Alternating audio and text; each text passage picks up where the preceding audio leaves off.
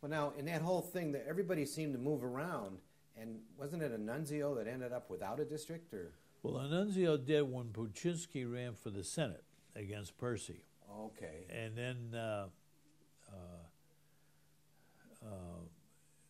they came back, and Annunzio moved from, I would say, the downtown area to the north side to take Puczynski's place. I see. Okay. And then he ran there until he died. So you served from roughly 1970 to 1980. Right. 10 years. 10 years. And your district went basically from some white to almost all about 80% minority, right? Yeah, it got to be, I would say, we used to keep track of it pretty well. The highest I think it ever got was 70%. And then I was moved to the Vedroliak's ward, which gave me a solid white constituency there. Right. In the 9th ward, that was starting to change colors. And what else was the 9th, the 10th, a little bit of the 7th, which at that time along the lake was white. Right. So, and you also, if I remember correctly, you were ill in your last, towards the end of your life. Right, I did. I suffered from diverticulitis. I had about 3 feet of my stomach taken out. Yeah. And it affected my heart a little bit, and so that's the reason. And I was doing a lot of traveling. And I was not eating real good. I was eating in Afghanistan and Thailand, and I was getting sicker and sicker. Imagine, I spent 3 days in a hotel in London, just sitting in the bathtub, because I couldn't get out. My guts were just flowing all over the place. But yeah, I got sick, and I thought it best. The doctors told me that I would jeopardize my health seriously if I kept up this routine. And then you also were a strong local congressman, and it must have been. Was it difficult when you were the minority? Yeah, it was a little difficult, but I made up my mind that if it stayed that way, that I was not going to be a plantation representative. That was going to. Wilson and I used to talk about it quite a bit, and Wilson said that... this is Wilson Frost from the 34th Ward. Yes. And really a great servant of the city of Chicago and other things, just a swell guy. And but Eddie wanted me to stay. He was constantly on me to stay. Ed Vedroliak. Yeah. And he was a great committeeman because he worked so hard in his ward, and you could tell that he'd be on things. He'd ask me about a case that somebody came to my office about, and I used to have a mobile bus that used to go. I had about 9 different wards, and they swung around like a fish hook, and I used to have them go to shopping plazas, and I kept track of every case I had, and so I knew someday I'd be called in by some strong committeeman and say, "What are you doing? We never see you around," not knowing that the seat of Congress is in Washington, D.C., and it was not in the automatic halls downtown in City Hall. And that did happen to me. And I pulled the books out, and I said, here are the names of all the people that have contacted me. Was a HUD problem, a military problem, Social Security problem, or whatever it was. And I remember Daley saying it to me one time, "Who taught you how to do that?"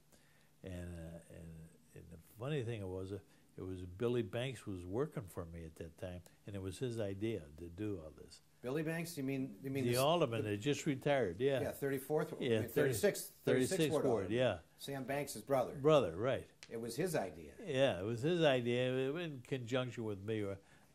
I wanted to make sure that I had a hold of this because the district was so divided up, and that I wanted to make sure that I was the people I had here in Chicago were working hard at it, and while I was in Washington.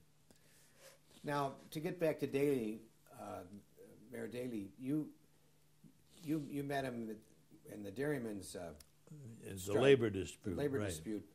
But I assume that he knew your father, who was chairman of the executive committee of Commonwealth Edison. Right, he did. They were very good friends. They knew each other back in high school at De La Salle. And my dad was quite a good athlete and on the basketball and the baseball team. And what my dad used to say about Mayor Daley was he was a great organizer, Morgan, even when he was a young man, organizing parades. What was that Irish club they had down there? Well, I know the Irish Club, yeah. Yeah, and he'd have baseball teams, basketball teams, parades, but he was always organizing. And my dad said he was one of the hardest studiers when he was in the state senate about finance. Answer any question you want to know how to finance something. And he knew what he wanted all his life. Now, your dad wasn't in the Hamburgs with the mayor, was he? No, yeah. But he used to play for the Hamburgers. Because he was a good basketball player or a baseball player. They would have my dad play. And Daley would organize the teams. He wasn't that outstanding athlete, but my dad was a good athlete. So now, you probably met Daley when you were a teenager. Right, I did. But I remember when he was a state senator, when he was county clerk, I went to him for an endorsement when I was joining the Marine Corps. And he asked me, do you really know what you're doing? And I said, I think I do.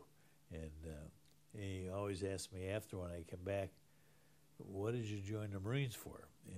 And I told him I always wanted to be a Marine. I had a cousin that was a Marine, and it was something I wanted to do. And he said, well, be careful. He used to always say, be careful.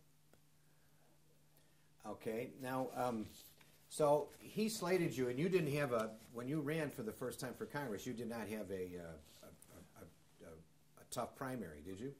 Yeah, I did. I ran against Gus Savage for the first time, and I beat him. And there was a couple other in the races, but I ran like I had a tough opponent, and we got to be successful. But Metcalf and Dawson weren't in your congressional district. No. Ralph was a fellow member of Congress with me when I was there, and a good fellow, and I got to know him real well. And Dawson was not active, but I think he was gone at that time. But Metcalf was there, and then later there was a congressman killed on a plane at Midway. George Collins. George Collins. Right. And his wife came down and took his place, a lovely lady. Curtis Collins. Good worker. And George was a peach of a guy, a real nice guy. So you served Congress for 10 years. Yeah, right. During those 10 years, you must have met, 6 of those years, Mayor Daley was still alive. He died in December of 1976. Right. The late December. So you must have met with him on different things. Yeah. Could you discuss that with us? Generally, what we would do is Dan Rostenkowski was the leader of our delegation as far as relationships with City Hall would be. And he would bring us messages from City Hall, what the mayor was interested in. But the mayor would always make room for you if he wanted to come in and talk. And I remember bringing Tip O'Neill, who I got to know, and he got to be very friendly with me. And brought him in, he went in to see Daley, but I wouldn't go in with him and let the two of them talk together. But no, he was good. And I always thought he had a great sense of humor because he, as you know, being in Washington, we're an hour earlier than Chicago, time-wise. And I would have a staff stay until 7 o'clock Washington time, which was 6 o'clock Chicago time, in case anybody called the office. And then in the morning, I had somebody come in at 7:30, which would really be 6:30 Chicago time to get the phone calls. And he invariably called, and I'd ask my staff member, what time did the mayor call me? And she would say 6:30. So, and he would leave a message for you and Rusty to quit drinking that Potomac water and get to your office and get working for the people. But anyhow, he had a great sense of humor that way, and he only called me once on specific legislation. he said, you know, do what's right for the people, which you think of what's right. And do you remember what that piece of legislation yeah, was? it was what we're going through right now with the Federal Reserve. There was a powerful congressman from Wright-Patman from Texas. I remember that man. Wanted to take over the Federal Reserve System, bring it under his committee's control. And I remember Andy Young was on my committee with me, and Chris Dodd, he was on, they were all junior to me, and a fellow from Louisiana, from that famous family, Louisiana. And I said, you know, with the lobbyists outside our door, tell them we're considering that Wright-Patman is our good friend and that maybe we're going to listen real good to his proposal, taking over the Federal Reserve. And I said, and let's wait and see how long it takes for all of us to start getting phone calls from our central bankers back at home. Well, it wasn't long. My staff come in and said, the mayor's on the phone. So he said, Morgan, I understand you have a meeting today. And I said, yes. He said, well, I got a lot of your friends here, the head of the First National Bank in Chicago. I don't know if I ever met him or not. Yeah. The head of the Harris Bank, the head of this bank and that bank. And they're against this legislation, but you do what's right. You do what you think is right, but you got the message. Yes. Now, isn't that strange that people think of, they don't think of the mayor being somebody who would be that deeply involved in economics, but here he is, the one time he's talking to you, it's an economic issue. Yeah, it was an economic issue. He said, you know, if you congressmen start legislating the interest rates and all that, you'll have tremendous pressure on yourselves to go a certain way when the bloc wants higher interest or lower interest. So, and he was right. I think the Federal Reserve, had they been doing their job, we wouldn't have the difficulties we're having today. Right. So now, you did not personally go in with the delegation. Dan Rostenkowski would, if he had some issues with the Well, mayor. yeah, sometimes we would, and sometimes Daley would come down to Washington, and if he did, Rusty would tell us the night before or day before, as soon as he knew, that the mayor's coming down, he wants to take you to dinner, he wants to talk to you about some things, and we would discuss legislation. And he would discuss the Chicago needs. One thing about Daley, he loves Chicago. It's like a son. They love Chicago. And I remember a time he gave me a ride once. He saw me standing on the street. He said, where you going? I told him I was going downtown. He come on, jump in. And he had a board. And he had all the divisions of the city on there and who the name was and the number to call.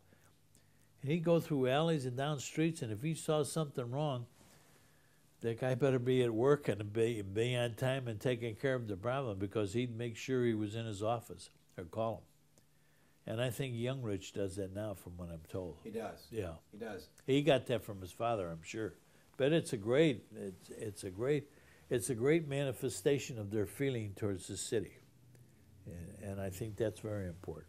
You know, you mentioned something that surprised me a little. I'd like to go back to it, and that was that Daley teased about the Potomac water. Yeah, he was not much of a. He hardly drank at all. I mean, no, but the reputation was that when you went to Washington, you wouldn't stay close to the city and your constituents, and he would always be ribbing me, don't forget to come home. And I come home every weekend. Right. And so did Danny, and so the rest of us. And very few stayed down there. And so you got home, and he knew where to get a hold of you. He knew where to get him.